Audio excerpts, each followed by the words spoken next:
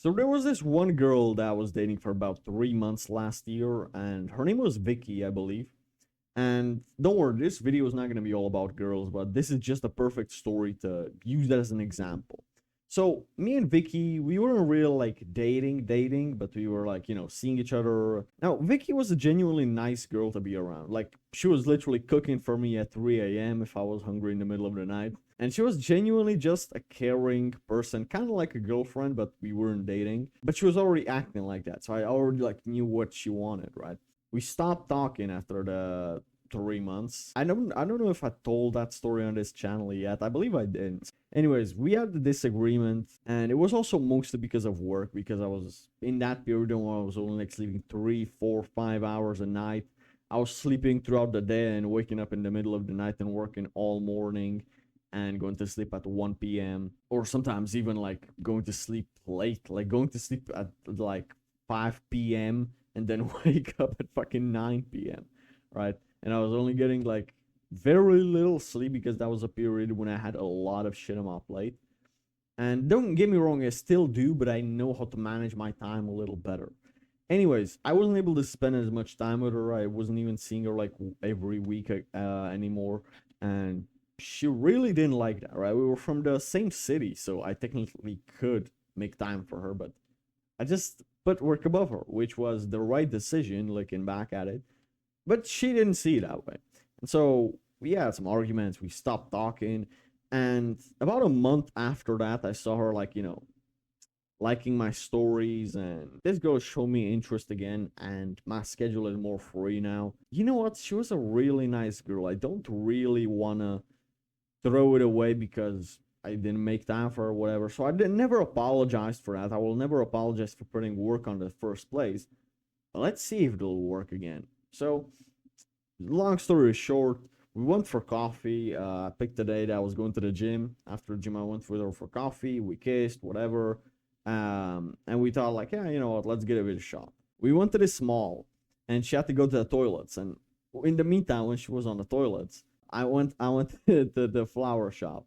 She was calling me like where I'm at. She already has came out, and the lady was only like packaging the rose. I went to the toilet too. I told her I didn't come out of the toilet. I came out around the corner. She was like, "Where were you at?" And I bring her the rose. She was smiling, all that. After that, we never talked again. So everything went well.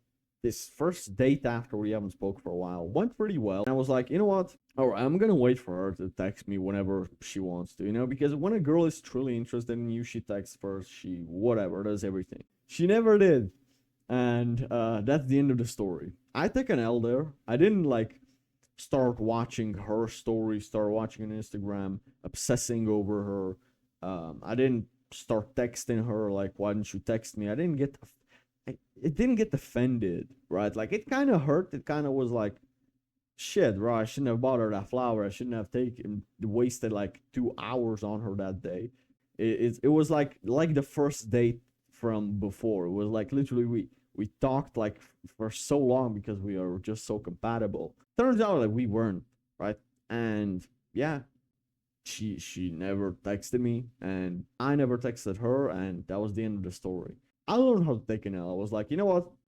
If she's not humble enough to text me first, she's not really all that interested in me.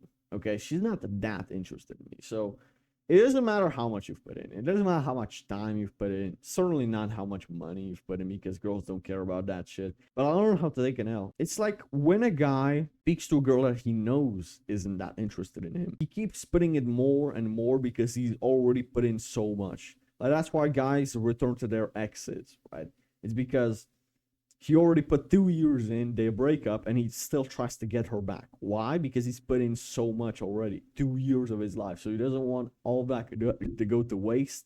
And so he tries to take it back. It's like revenge trading, right? Or revenge gambling, right? You go and you put in already 500, 1,000, 1,500, you lost. So now you say, I can't leave the casino on a deficit, right? Like on a loss. So let me at least break even. And then you lose 3,500, bro, by the end of the night, and you're even more pissed. It's the same with women. That's where you'll realize you put in 5 years trying to get this girl, and you maybe get back together, and the relationship isn't work, and it's like like it's glued up. It's like trying to fix a broken mirror with glue. It doesn't stick for that long. You lose more by that. So knowing when to leave and when to call it a day, when to call it a loss is it's paramount. It's very important, not just in relationships, it's important in business, it's important in trading. Another thing is when you do too much, it's repelling, especially to women. Dude, the more you're trying to put in, the more likely she's like to be like, well, why is this guy investing so much in me, right? Investing time, investing emotions, investing money, whatever. Well, maybe it's because I'm the only hot girl that wants him, kind of, or showed him interest. So now, by default, she loses interest. This is why you put in the adequate amount of effort, time, and, money. You see, the definition of a simp is a man who keeps providing value for a woman that isn't providing a fair exchange of value. Okay, that's simping, an unfair exchange of value. You're giving her too much, and she's not giving back to you in her own way that would be valuable to you. And the reason why these guys can't let go of their exes is because they feel like they took a loss and their ego is hurt and that they can't take a loss. That's the first thing. But they are looking at losses in the wrong way. You lost her, but you gained experience. You lost the girl, but you gained knowledge. And that's more valuable than the girl who you wouldn't even want to be with that much if she doesn't even show you interest enough, right? If your ex got back with you, she could never respect you again. And that just is a relationship that's headed for disaster. There was this one quote from Ali Ibrahim who said, loss equals growth. Growth equals win. Therefore, loss equals win. It's literally it. Like, you learn from each loss. Like, it's very hard to lose at something without learning a lesson, because the loss stings and it hurts. And now you're thinking, how do I not lose again? So you learn something via extension, via proxy. Another thing I want to tell you is that if you never made that mistake, you would have made it on a bigger scale again in the future. It's like trading. It's better to trade with low capital to run. I discussed this in the podcast with Theron Atkins. It's better to trade and to lose money, to lose $100 on trading right now when you're broke, than to lose 100K in the future, right? Because you never learn how to trade. Imagine you get rich tomorrow, but you don't know how to trade. You don't even know how to invest your money. You don't know how to make even more money, how to turn that 100K into 4 million in this bull run. If you learn trading, if you learn a little bit about crypto now, and you lose money now when you're broke, when you do get rich, you know how to handle that money. And it's so more valuable. I'd rather lose $500 right now than lose 500,000 in the future. So I'm okay with losing 500 now, because for every $100 that I lose, my future self saves $99,900.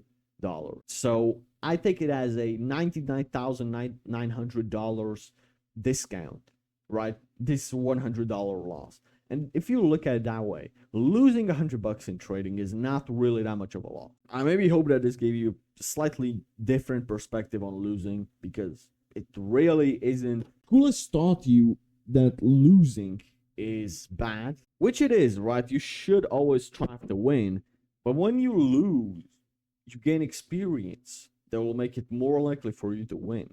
Whenever you get an F, like a failure in school, it's being seen as a bad thing. They're teaching you to be afraid to fail, right? Because your parents are going to beat your ass. But the problem is, whenever you fail, you learn so that you can win again. Maybe just keep this one in mind. Think on it, chew on it, shit on it, shower on it, do whatever you want. And I just want you to think on it. That's it. Anyways, with this in mind, may God bless you. I'll see you on the next one.